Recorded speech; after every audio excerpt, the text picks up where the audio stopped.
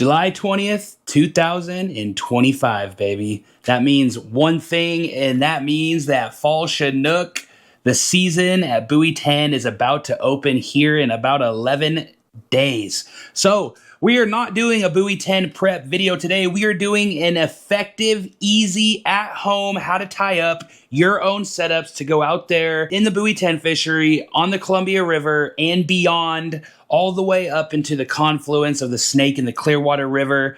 How to tie up simple setups that will be hyper effective for you out there on the water. Now, these are setups that I use purely. I do not go to the store and I do not buy any pre-rig setups. I tie up all of my own stuff. I can control the outcome of how these setups come out, and I know how the knots are tied, what line they're using, the spacing of the hooks, and the leader lengths. And so I can go out there and I can be consistently fishing every single time I go out there on the water. Welcome back to another episode of Walking on Water Fishing. In today's episode, we are going to go over a couple super simple, easy to set up, at-home setups that everybody uses to catch these amazing Fall Chinook, the big dogs, the Super Bowl of salmon fishing. Let's get right into it. All right, guys, first things first. As always, I start out with a non-slip mooching rig. This is 30-pound P-line salmon steelhead fluorocarbon. You can definitely, if you are fishing the Buoy 10 fishery, you can up those leader weights because, to be honest, there's some big dog fish out there, and there's some other things that you could hook into out there too that you don't want to bust all your leaders off with. But if you're talking Columbia and up, I think you'd be pretty safe with a 30-pound leader, okay? And I have this tied up into a double non-slip mooching rig. These are Gamakatsu 2-aught big river bait hooks, and I like using the single hooks just like this. Now, a lot of people like to use trebles, and you could tie the non-slip mooching rig with a treble as well. Super simple, super easy, literally the exact same knot on the bottom hook up to your top hook. And if you want to learn how to tie up this setup, there is a video on my channel how to tie up a non-slip mooching rig. Super simple, guys, and super easy. Go check that out if you're interested in that. But this is the hook setup that I use for 95% of all of my setups. My Hoochie setups, my spinner setups, as well as my Brad super baits, whether it's a cut plug kokanee, all the way up to the big old dog cut plug, skinny mini, or the original. I am using a non-slip mooching rig with double single hooks. Some people like to run 3 hooks on some of the Brads down there. They use a treble on top, and they run down to a single, down to another treble, or down to 2 singles. And so the choice is really yours, how you want to set your hooks up and what style of hooks you really like to use. Some people love the trebles, and some people love the singles. I personally just use singles, and that's just me. Until I see something definitive, I am going to continue to stick with my double single hooks because they have worked really well for me in the past. Now, the first setup that we are going to talk about, super simple, super easy. Anybody can do it, but let's talk about one other thing. You have a variety of options with this first setup. This is a 3.0 spinner blade, okay? This is a 3.5 spinner blade. Can you guys see the size difference, okay? Remember the size difference. Then we have a 3.5 still, and then this is a 4.0 spinner blade. These are all Colorado blades, and they're all of a different brand name, but they are all simply Colorado blades. Size 4, 3.5, down to the 3.0, okay? So you have a variety of options when it comes to spinner size. Now, a lot of people go with the standard in the middle, 3.5, which last year, Fall Chinook for us, 3.5s were extremely dominant, but that does not mean that the 3.0 or the 4 doesn't have a time or place to be out there in your guys' lineup. So be a little bit malleable with your spinner size options. And honestly, to be 100% truthful, I mean, I'm just saying, it doesn't truly matter, right? If you fish 3.5s before and you find good success with that, I would keep running 3.5s, okay? Like I said, we had great success with 3.5s last year. 4.0s have caught a ton of fish, just like the 3.0s, okay? Now, somebody might say, oh, that's a sockeye blade, that's a coho blade. You know what I mean?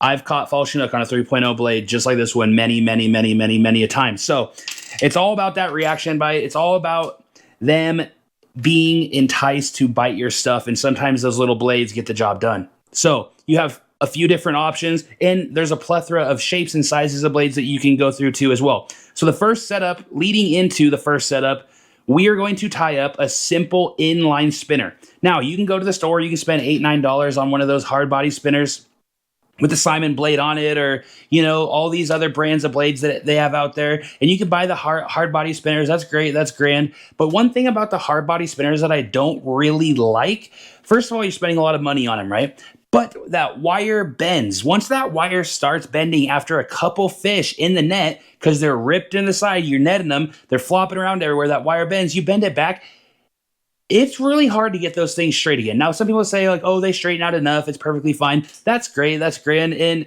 But with this setup, being on the line itself, it bends, and it always goes back when it's pulling in the water to straight and true, and it's just riding just the way that I want it to. That's why I choose to do inline spinners, cost effective, and they just last a little bit longer for you while you're fishing them out there on the water. Okay, now let's get into how I set this up. We're going to throw just a variety of beads on here today. Now, you can use two different size bead options. I today have 5 mil beads, okay? You can run 5 mil, you can run 6 mil. I really wouldn't go any bigger than 6 mil personally. That's just me. You can run offset 5 mil, offset 6 mil, or you could run all sixes. I've had really good luck on all sixes, just like I've had good luck on all fives. That's why I have these out here with us today.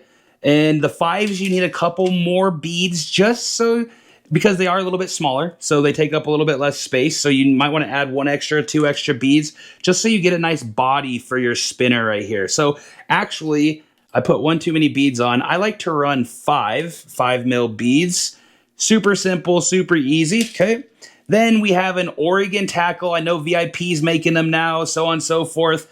The little inline clevises, just like this one right here. And we're going to throw it down the line. And this just makes it so easy, right?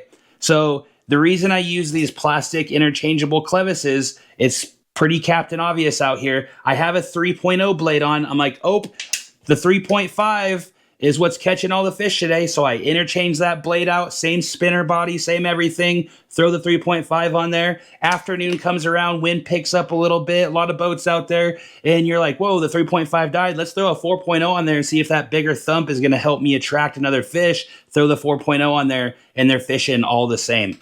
And so we're just going to throw this blade on here really fast so you guys can see what it looks like complete. And oh, literally, there you have it. This is literally just a very simple style prawn rig setup, but it's an inline spinner that will 100% catch you fish during the fall. These inline spinners have caught me just a ton of fish. I love using them. I love making them, and they are hyper effective. And like I'm saying, everything gets pulled down when it's pulling through the water, okay? So you don't have to worry about that body of the spinner bending or anything like that. When you get a fish on, it just goes right back. And I'm telling you, you can run these things through 20 fish, and the only way it's going to break is if you get a fray in the line or something like that, or the teeth of that salmon have raked across the line and you have to change out leaders. And then all you do is simply cut the leader. You have all your materials back, and you just put them on another line, and you're already set up, ready to rock and roll and fish. And so this is why I love the inline spinners, guys.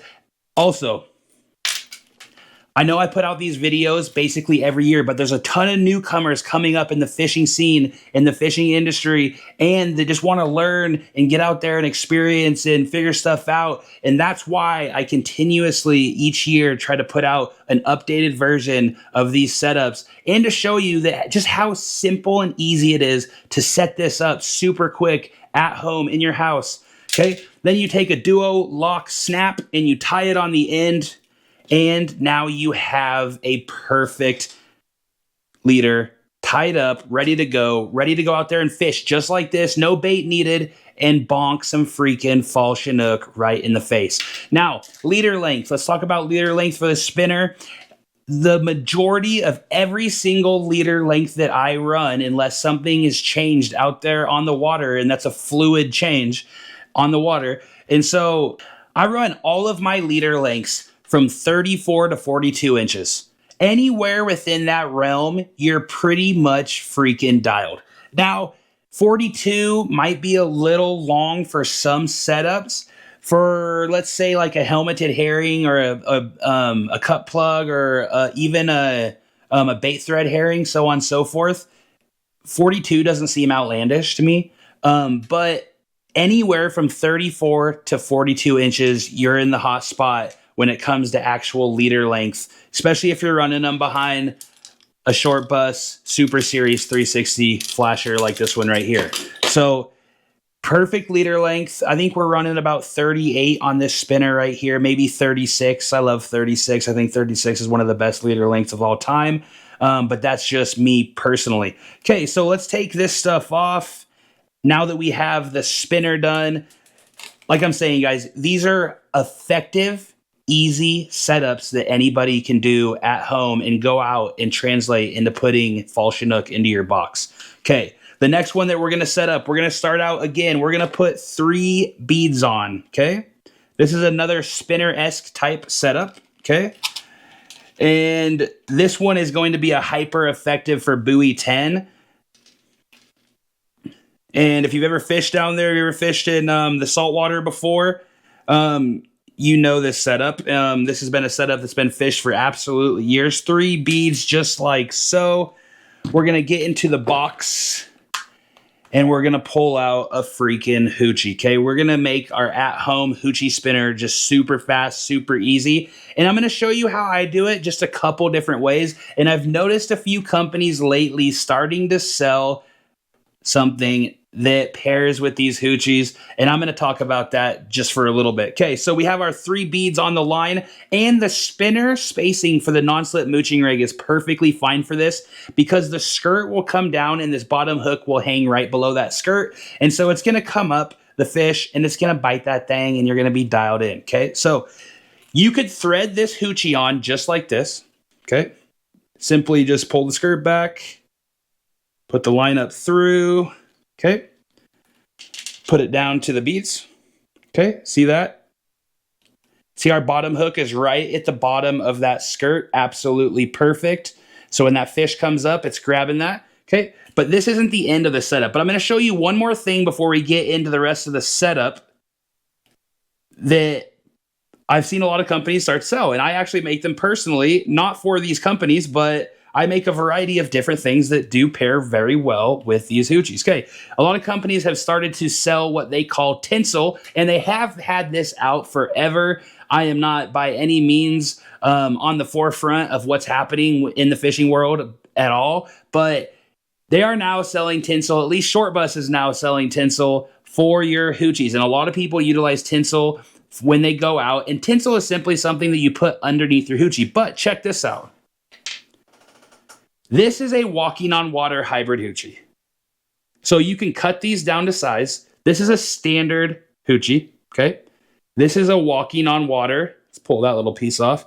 Walking on water hybrid Hoochie, okay? So these are one and the same. I got the inspiration from this to create this, but we're on tinsel, okay? The head shape of this Hoochie is perfect to fit inside of this Hoochie. Simply just shove it up in there, just like that. Push it all the way to the top. And now you're fully tinseled up. You have a gorgeous, you can even cut this just a tiny bit, just to remove a little bit. So that hybrid Hoochie sitting below just like that. Okay. And then you simply pull the skirt back on this thing.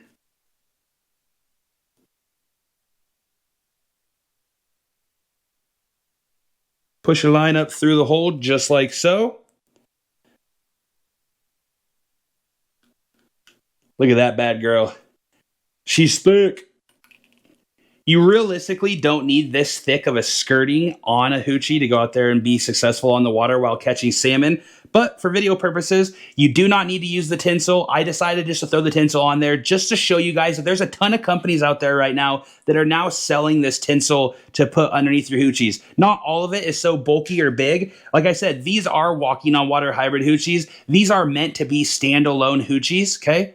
A variety of different bright colors, a variety of different earthy colors, so on and so forth, fish-like colors, and stuff like that, okay? So these are standalone Hoochies. That's why this looks more like a frickin' marlin bait than it does a salmon bait. But nonetheless, we're going to finish out our setup really quick. Then I'm going to grab simply one bead. I'm going to put it on top of our Hoochie, just like so. And then I'm going to grab two beads, and I'm going to throw it on top of our Hoochie again, okay? Now, we have a Hoochie with two beads on it. We are then going to grab our interchangeable clevis, and we are going to simply slide it down the line. And now we have a frickin' gorgeous, absolute gorgeous, at-home, tied-up Hoochie spinner. Now, this is a giant Hoochie. You do not have to use a giant Hoochie like that. You can use a small Hoochie like this, and check this out. Here is already, this is the tinsel that I was talking about right here. I actually have a couple of them. So these are the walking on water hybrid Hoochies. You could use these as tinsel, but like I said, standalone Hoochies. These are actually the tinsel pieces that I've seen before. And so this is a Hoochie. Like I said, for video purposes, I use the big dog Hoochie. You do not have to use the big dog Hoochie. You can definitely use a smaller Hoochie, which would pair really well with those blades. But you just simply grab the tinsel, you shove the head up into the top of that Hoochie, just like that. And now you have just a tiny little bit of tinsel sticking out the bottom, just an extra little bit of attractant, just like that. You thread that down your line, put your spinner blade on there, and you guys are ready to fish. Now, you can utilize these Hoochie spinners all the way up and down the Columbia River. You can utilize them out at buoy 10, 100% catching fish out at buoy 10 with a Hoochie spinner. And I do love running Hoochies. You can throw scent right up underneath those heads just like that, and it sits underneath that skirt, and it seeps out over time. You got the spinner action going, and it's just an amazing setup. Now, we fish these setups very similar to this, but a little bit smaller, downsized, if you will, all the way up the river at the Snake River and the confluence of the Clearwater River. They catch fish up there on Hoochies all the time, spinner Hoochies, as well as the inline spinners. But down there in the salt, Hoochie spinners, and don't forget herring or anchovies fished as well, whether or not they're bait threaded, whether or not they are frickin' in a helmet. They absolutely slay fish. Now, these were just two super simple Fall Chinook setups. And check this out. There are a million different kinds of Hoochies that you can pick from to tie up all these setups with. A million. Okay? So, yes, these are two super simple setups you can tie up at home. And I'm not saying these are the only setups that are going to go out there and catch you fish. But you go out and you fish a few rods with these setups on there. I am telling you, you fish them, and it doesn't have to be that day. You will catch fish on these setups. These are two setups that I use primarily, as well as, of course, I don't want to leave out this, but we're going to do some Brad's how-tos here in a couple of videos down the road. So these are just two simple setups you can tie up at home, but we are going to go over the Brad's for Fall Chinook, every orientation of Brad's, from the kokanee cut plug all the way to the brand new Skinny Mini and the original Skinny Super Bait. These are two hyper effective, super simple setups that anybody can tie up at their house and go out and be successful on the water Fall Chinook fishing. Thank you guys so much for tuning in this episode of Walking on Water Fishing. God bless you guys. Stay safe out there on the water, and I will catch you in the next one.